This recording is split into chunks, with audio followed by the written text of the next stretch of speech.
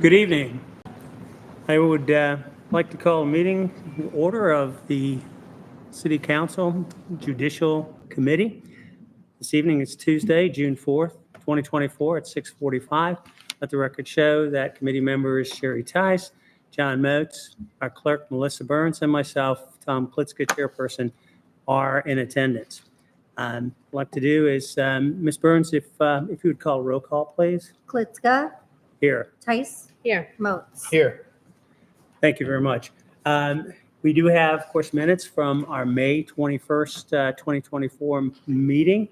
Are there any changes, revisions that need to be done to those minutes, or are you both satisfied as they are written? I thought they looked good. I didn't see any changes. Very good. I make a motion that we approve the minutes as submitted. I'll second. All right, very good.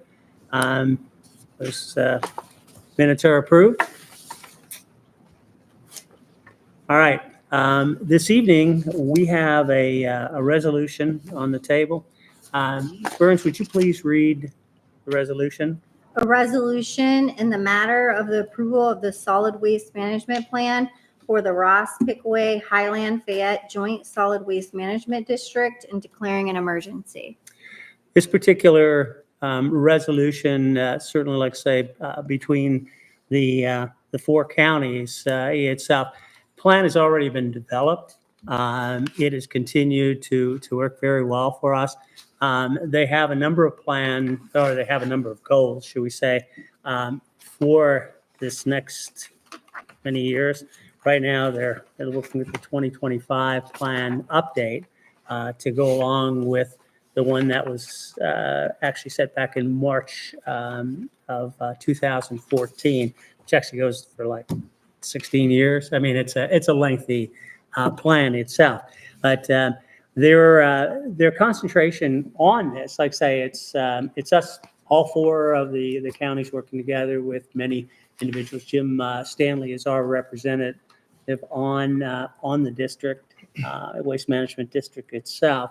So their changes to the plan or updates to the plan is they want to, they've set 10 goals, and what they'd like to do is kind of skip from goal 1 to goal 2. Goal 1 is provide residents and commercial businesses with access to opportunities to recycled solid waste.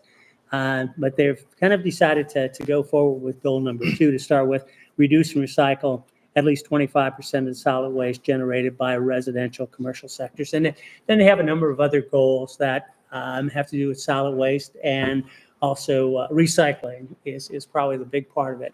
We're in good shape. We have at least 10 years of allowance to move our waste to respective sanitation centers. We do not have any here in our district. We go outside. Many of it goes down to Kentucky. So if you lose something in the trash, you're going to have to take a trip itself. But no, the push is on. So really what we need to do is we need to give our stamp of approval. It needs to be, we really need to have this go to our meeting on the 18th.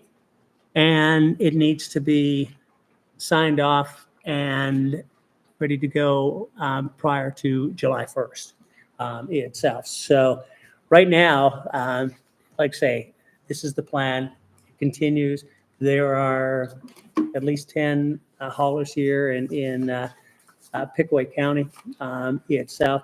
And, there are things that we will be talking about in the future. But right now, I think, we need to move this forward.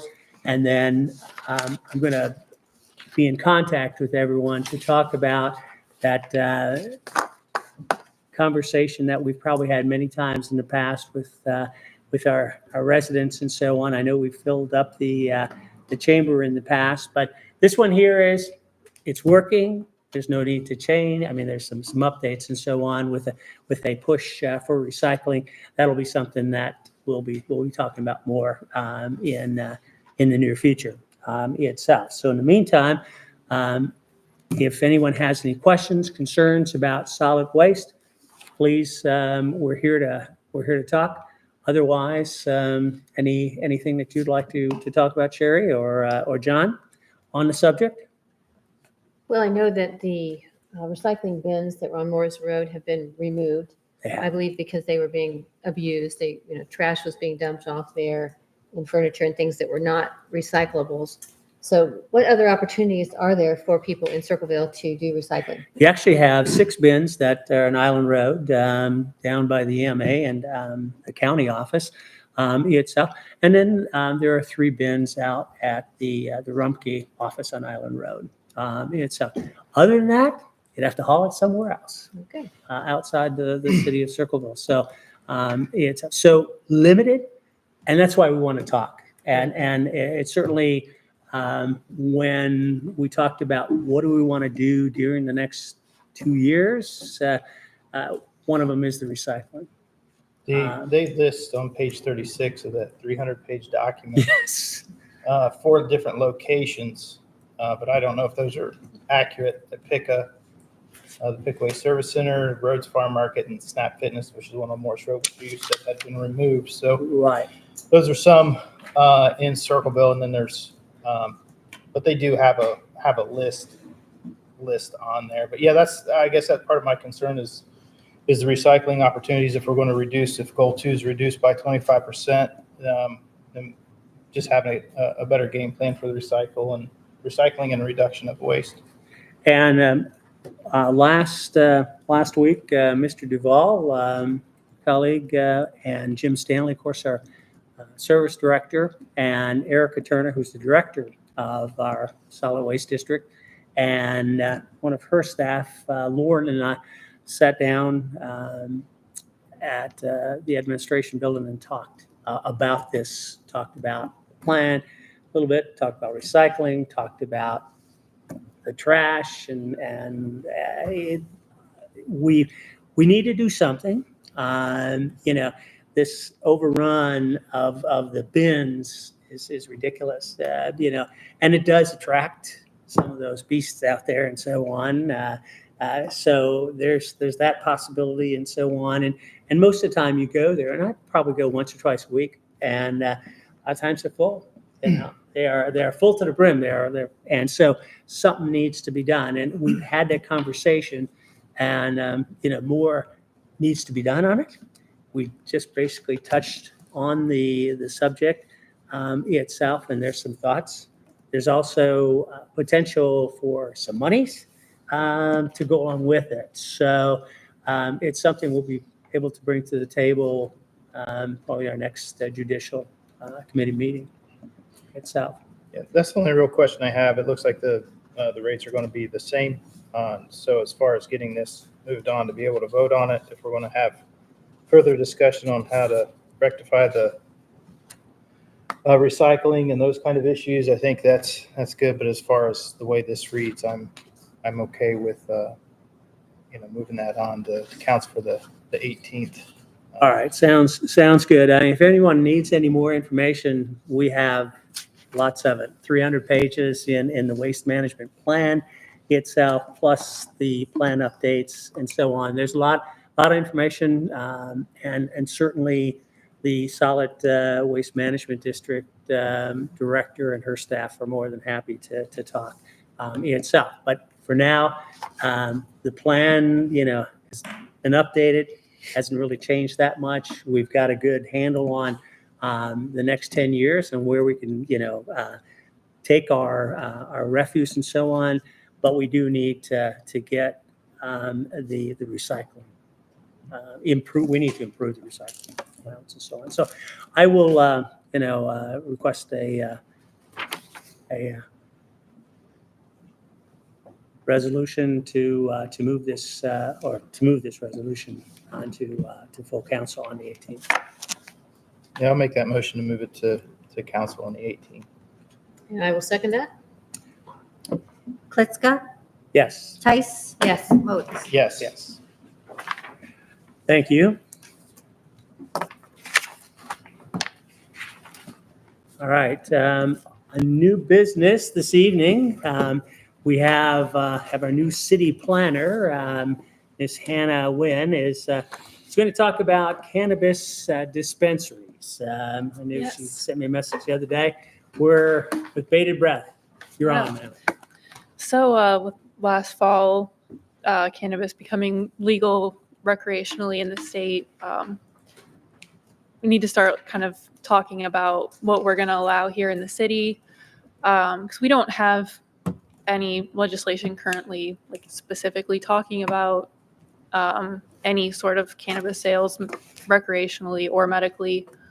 So I just kind of wanted to start that conversation tonight because I have gotten a few calls over the past few months from people just kind of reaching out, asking, they're wondering what our laws are, if we allow it, not, if there's any moratoriums on it. So since we don't really have anything, I don't know what to tell them. So right now, our zoning code is pretty vague with general business retail, where it could fall under there. Or so I think we kind of need to make some specific legislation for that. So September 7th is the deadline for the state to kind of roll out their program on this. So we've got a few months to come up with something, what we want to do. But I kind of gathered some examples of what some other cities in Ohio have done so far. Lancaster currently prohibits all medical dispensaries. They did that before it became legal recreationally, and they haven't put out anything about recreational dispensaries yet. In Athens, they already have some legislation in place. They say cannabis is not allowed in public spaces where tobacco is not allowed, including parks, and they don't allow retailers to be any closer than 500 feet together. They also have to be at least 500 feet away from schools, playgrounds, parks, libraries. But other than that, they do allow them in the city. Columbus has some regulations that they have to notify property owners within 250 feet. There's some other regulations in Columbus. Marietta doesn't have anything out for recreational dispensaries yet, but they do allow medical ones. They do have an annual licensing fee of $2,500 for medical dispensaries. So there's just kind of some examples of what some other cities have done so far, but there are a lot of cities that have just placed a moratorium on anything to do with cannabis sales, probably waiting until the state kind of comes out with their program, but figured it'd be good to kind of start the conversation now. So Now, our friends down in Chillicothe do have a rather Okay. prosperous, should we say, cannabis sale. The parking lot is always full. I guess if they can't get it here, then they'll go there. Mhm. It's so there's definitely up for this discussion. Mhm. Thoughts, Sherry or John? Could you please tell me again what Lancaster's doing? No medical dispensaries and what was that again? Yeah, they currently prohibit medical dispensaries. They don't have anything specifically for recreational dispensaries out yet. The prohibition of the medical ones was prior to issue 2 passing last fall. So they haven't And put out. we're referencing both, correct? Medical and recreational. Yes, that's another thing too. If we're going to allow one, the other, both, if we want to make specific regulations and like separate them out, all things to consider how we're going to move forward with this. So. Anything? No, go ahead. Oh, yes, sir. Jeff? I thought we had done the same thing, if I remember right, when we were in council before the medical marijuana came out. I swore we had done something where it wasn't going to be allowed in the city. Well, Yeah. Linda was talking about that earlier. Yeah. She said something was drafted but never went through. Oh, really? Okay. I just remember going through that when it was quite a few years ago before the medical came out. But, okay, so we're not like Lancaster where it never went through. No, Okay. yeah, we currently have nothing. Thank you. I just wanted I was in a meeting recently with PAC, Susan Metzger, who I think is the executive director. I think that's her title at PAC. as well as Amy Reimer regarding something else. But this discussion came up, and I was one of those people that sent a bunch of information to Hannah. Obviously, as you could assume, they are vehemently against it and have asked that if it makes its way to council, that we would consider the good work that they've done at PAC and keeping that in the forefront of our minds as we make any decision related to that. Thank you. And just to echo on that, I mean, I'm part of on the PAC board with tobacco and alcohol and those kind of things. And obviously that's the youth and the citizens themselves are my concern in safety and the hard work that's going on to try to help the community. I mean, I don't know how this helps the community. Mhm. Yeah. Well, definitely don't have to make any decisions tonight. I just kind of wanted to start the conversation so we can be prepared for when September rolls around. And I guess we'll have to see what the state says first, but just wanted to bring it up since I've been starting to get questions about it. So No, I appreciate that. Yeah, absolutely. Definitely. We don't talk about it. It's kind of like, things are under the table, and then all of a sudden we've got a concern. So, better to discuss now and moving forward. Yep. Good. Anyone else? Any questions? Mayor. Madam Mayor? Well, Hannah, you also said that the guidance from the state is to come out in September. Do you have any idea whether that is looking like it's going to happen, or are we looking longer? I'm not sure on that yet. I've been having our intern DeAndre for the summer do this research, and this is what he put together for me. We can look into it further to see if they've got anything out yet, if there's going to be any delays to expect, but that's the date that he's got for me right now. And to help you with people who are calling now, Mhm. council could put something, a moratorium in place until those regulations come out. Yeah, that's correct. There are a number of cities in Ohio that have placed, 90, 180-day moratoriums on it, kind of to give everyone a little bit of a pause until the state comes out with something, and then they can act from there. So that's also an option for us. That might be a good idea. I have a question. Is this something if someone wanted to open a dispensary that would have to go through planning and zoning? Or is it just, how So does that work?